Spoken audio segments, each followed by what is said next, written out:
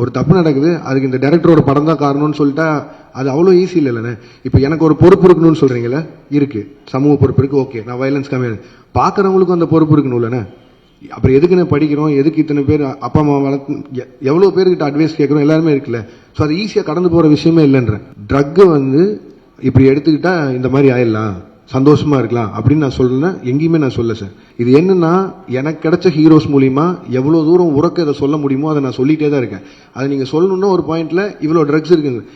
நான் கைதி படம் முடிக்கும் போது முதல்ல 900 கோடிக்கு ட்ரக்ஸ் மாட்டுமான்னு சொல்லியிருந்தாங்க. நான் ஷூட்டிங்ல இருக்கும் போதே 20,000 கோடிக்கு ஒரு ஊர்ல மாட்டுச்சு.